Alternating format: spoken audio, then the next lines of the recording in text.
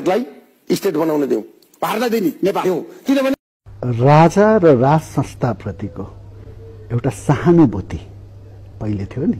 आज छातीमा हात राखेर जवाफ दिनु रविन्द्र मिश्रले त्यो अझ पनि बाँकी छ कि छैन? मैले छातीमा हात राखेर भने मेरो बाजेले घिउ खाथे, हात सुङ सुङ भन्ने संस्थाको कुनै पनि हालतमा समर्थक होइन। मैले छातीमा हात राखेर भने यो देशलाई बचाउने भनेको अब एमाले नै हो,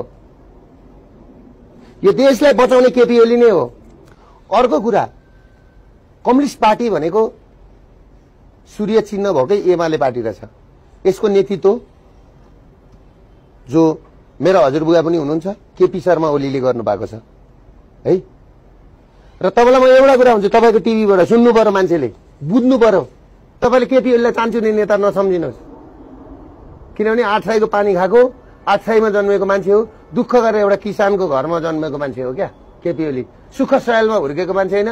यो गणतन्त्रको लागि, यो प्रजातन्त्रको लागि, यो लोकतन्त्रको लागि 14 वर्ष जेल बसेको मान्छे हो।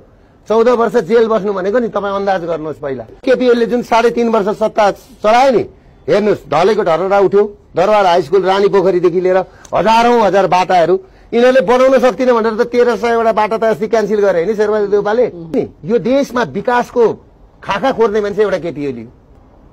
एउटा बनाउने काम भनेको नि केपी ओलीले मात्रै गरे। केपी शर्मा ओली यस्तो एउटा नेता हो नि, 14 वर्ष परिवर्तनलाई जेल बसेको नेता हो नि त। हाम्रो हजुरबुवा मारेर बसेको हो ज्यान मुद्दामा। कस्तो खालको कुरा गर्नुहुन्छ?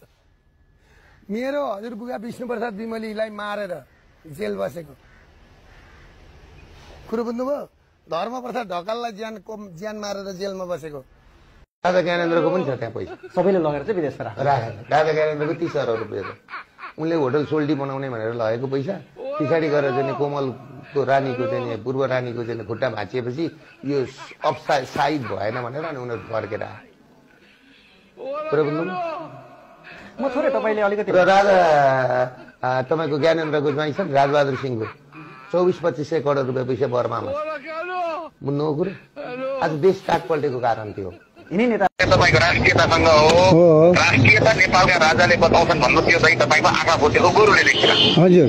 सुगौली सन्धि, महाकाली सन्धि, हजुर, कोशी सन्धि सबै राजाका पालामा गरिएका सन्धि हो। हिजो फेरि चाहिँ नि गरे तर हेर्दा त स्टेटको राजा थियो नि। उदाहरण दिनुहोस् तपाईँ, टाढा कुरो भएन, मलाई एउटा मात्र उदाहरण दिनुहोस् राजा सर, त्यसपछि तपाईँले मलाई सेटिस्फाई गर्नुहोस्। महाकाली सन्धि गर्दाखेरि नेपालको हेड अफ द स्टेट अर्थात् प्रमुख मान्छे को थियो? महाकाली सन्धिमा प्रमुख मान्छे, नेपालको हेड अफ द स्टेटको प्रमुख मान्छे, प्रमुख माथि त प्रधानमन्त्री थियो होला नि। राजा वीरेन्द्रको त चाहिँ नि त्यो एउटा कोठीमा मात्र उसको। मलाई एउटा कुरो सुन्नुहोस्, प्रधानमन्त्री कार्यकारी थियो हो के? कार्यकारी प्रधानमन्त्री थियो, प्रमुख मान्छे राजा थियो हो के? ओके, राष्ट्र प्रमुख राजा थियो। यिनीहरूको भाँडो हराउँछ। म राजावादी होइन, राष्ट्रवादी हो। कुरो बुझ्नुभयो कि? म राजावादी होइन नि, राष्ट्रवादी हो। राजा रिसाउँछन्, रानी रिसाउँछिन्, अनि हजुरबुवा रिसाउँछन्, मेरी आमा रिसाउँछिन् भन्नेमा म छैन। कुरा बुझ्नुभयो कि? भनेपछि राजा पनि यदि चित्त दुखाउँछ भने दुखाउनु।